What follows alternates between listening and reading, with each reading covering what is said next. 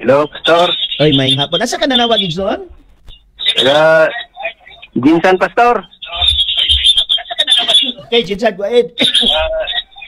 Jinsan, Pastor. Go ahead, Gibson. Si Kuani, si Jude Eric. Sige, sa itong concern.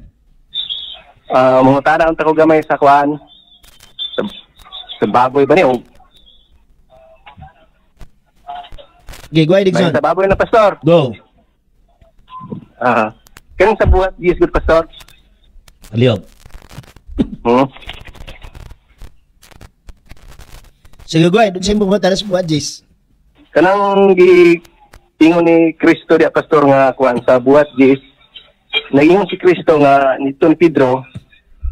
Pag ihaw Pedro og kaon. Ang pangutana Pastor, unsa ang ipaihaw ni Kristo na Pastor? Mananap nga nahinloan o tao? Okay. Tubag ko. Oo. Mananap nga gisimbolo og tao kay pananawon man lang to. Ug walay pananawon nga makaon. Sunod pangutana. Unsa to?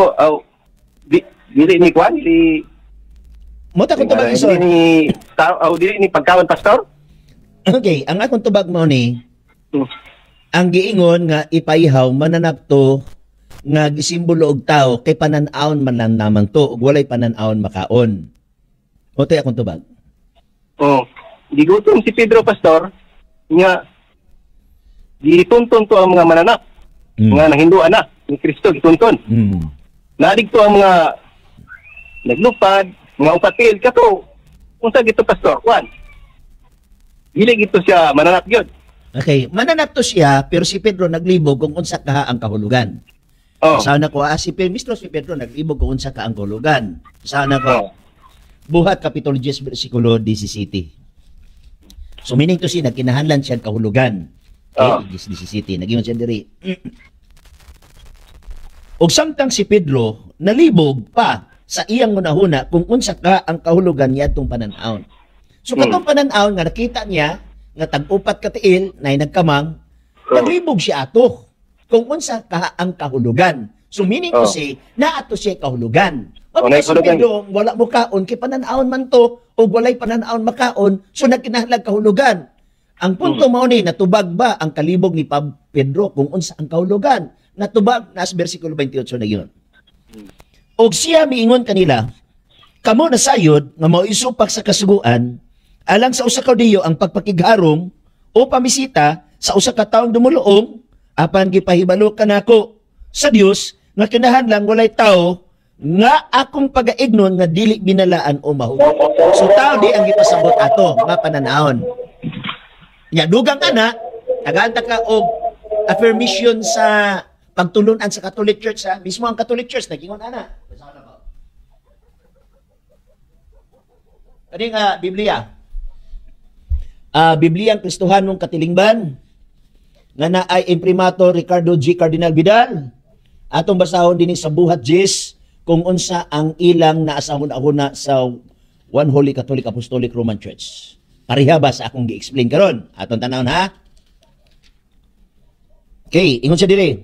Busa ang pananawon ni Pedro diin gidapit siya sa pagkaon sa hugong mga mananap nagkahulugan nga dili siya magpadagana sa paglakaw o pagpabilin sa balay ni Cornelio ang Romano. So ang kahulugan ni ay nagpasabot sa tao nga dili Hudiyo. Kay alam nila ang tao nga dili Hudiyo saman sa Italiano nga si Cornelio hugaw nga tao. Busa atong mananap nga hugaw nagkahulugan og tao mauna ang gisulti sa mao nga gibasa nako karon.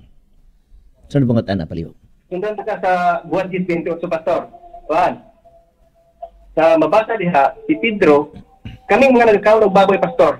Giisip pa ba ni Pedro nga mga mahugaw? Base sa buhat 28?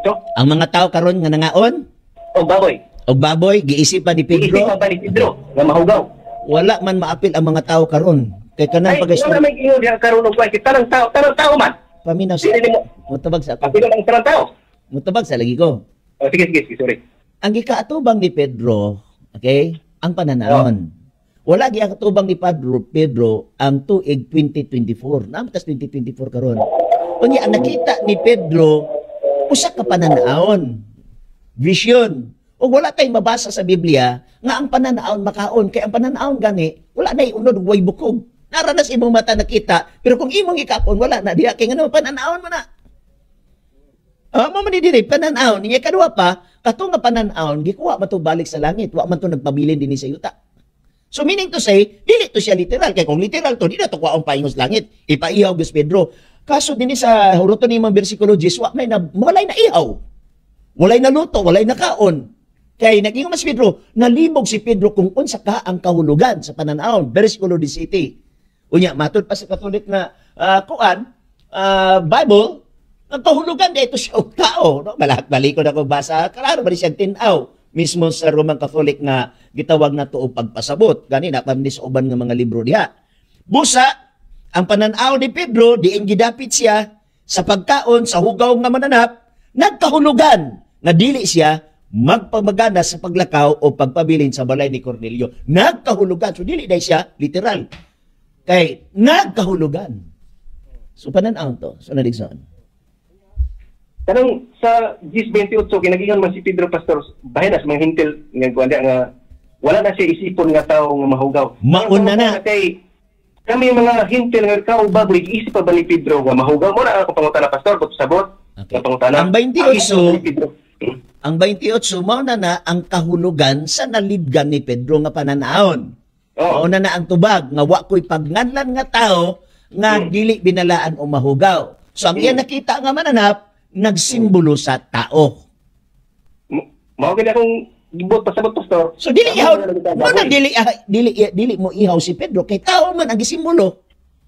So dili gid mo ihaw si Pedro. Ako pangutana pastor, kaming mga nagakaubaboy nga mga hintil, giisip pa ba ni Pedro nga mahugaw mo na ako pangutana. Okay. Ang deklarasyon sa Biblia, ang baboy hugaw. Okay, bantayan na to ha. Dili lang kang Pedro ha, Biblia. Ang mukaon sa unod sa baboy hugaw. Ug matod sa Biblia, ang nagkaon sa unod sa baboy, sunugon sa katapusan, gawas kung maghinulsol. Isaiah 66. Isaiah 66. Basahin na ko ha. 66, sige. Okay, basahin na ko. Isaiah 66. Sige, sundi ko diha, palihog. Sige. Okay, 66. Kaya na karon si Jehovah, muanhi, 66:15. Kaya ani karon si Jehovah, muanhi, uban ang kalayo. Wala pa man nakanhi si Jehovah, uban ang kalayo. Kay muani kani si Jehovah ubang kalayo, that is judgment. Wala pa judgment. Meaning to say, this is future. Paalabuton, apil ta ani kay paalabuton man ni. Ug ang iyang mga karo masama sa alimpulos aron sa pagpahamtang sa iyang kasuko uban ang kabangis ug sa iyang pagbadlong uban sa mga siga sa kalayo. Kay pinaagi sa kalayo si Jehovah mopahamtam sa hukom o siya gamit sa hukom kalayo. O pinaagi siyang espada ibabaw sa tanang unod, meaning tanang tao, mahudiyo magkagdili. Ug ang pinatay ni Jehovah daghan. Nahitabo na ni. Wala pa. So future. Versikulo 17 kinsa iyang patyon.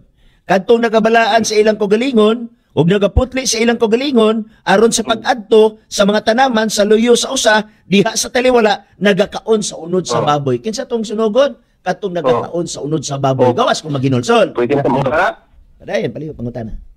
Sir? Padayon pangutana. Pwede na pangutana sa kuan? Pwede.